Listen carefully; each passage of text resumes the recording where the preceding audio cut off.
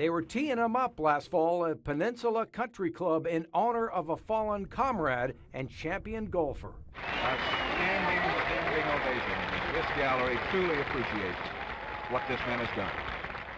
To some, George Archer was the gold standard for the sport in the Bay Area. Even the greatest in the history of local sports made time for Archer. Growing up as a San Francisco golfer, George was, sort of like, one of those idols that you looked forward to knowing and being around. John Abendroth is the director of the George Archer Foundation for Literacy, a cause that very few realize was so prevalent in Archer's own life. I was stunned because you never knew. Archer suffered from dyslexia and was only able to read and write at a third grade level, a massive secret that was revealed by his wife Donna after George's death in 2005. He continued to try to read his whole life, but with little success. Archer's path to success in life was severely limited because of the disability, and golf was his saving grace. It was his only shot at the brass ring, so he devoted himself 100% to it. Donna Archer met George when she was just 17 years old at a tournament in Sacramento. She was there to watch her father play, and it was a decision that ended up changing her life. So I said, so cool. Congratulations, George, on winning the Northern California medal play. We saw you play last week at Cal Club. Well, I think he was so flabbergasted that anybody had seen him play golf and that knew that he won the tournament. He said, oh, well, thank you very much. That was the beginning of a life together in golf. George played in 999 professional tournaments, and Donna was there for most of them. Did you ever get bored, or did you always... I always had a book. Archer won 44 times between the PGA and senior tours.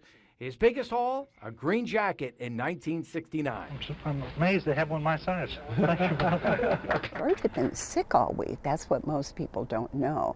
He was in bed Monday, Tuesday, Wednesday. So I didn't even think he was going to play, never mind win the tournament. We've had none here today until right then. So just like that, George Archer in recording the first eagle of the day at 15 and the second of the tournament. And as Archer kept winning, his brand kept growing. Sponsors were knocking on his door, but Archer couldn't answer because of his difficulty reading.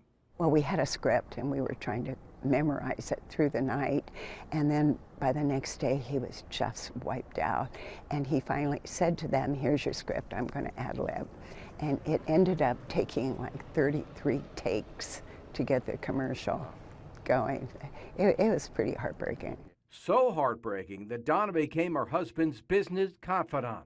Before there were, in his heyday of golfing the regular tour, there was no, or among the peers, there weren't many golf managers or sports managers, so she was the manager. She did everything that a manager would do now. Archer's daughter, Lynn Deschambrier, wasn't aware of her father's struggles during most of her childhood. And while outsiders saw a happy family, internally, there were some struggles. He used to say he had a mental block, that he could not learn to read, and pound his fist on the table or throw the book and say, I have a mental block, I can't do it. I said, no problem, I'll teach you. Well, that's the most naive, really silly thing to say you can say. Yeah. I couldn't teach him. Today, Donna Archer is more enlightened on the topic, which is why she created the George Archer Foundation for Illiteracy, benefiting places like the Armstrong School in Belmont. Elliot Adams is a former Armstrong student and has since graduated to college. School would have been miserable for me. I wouldn't have been as happy as I am now because I would have been struggling so much, and I don't know what I would have done without Armstrong, really. Golf was Archer's only shot at the brass ring, but his legacy ensures life's fairways will be much wider for those who struggle with illiteracy.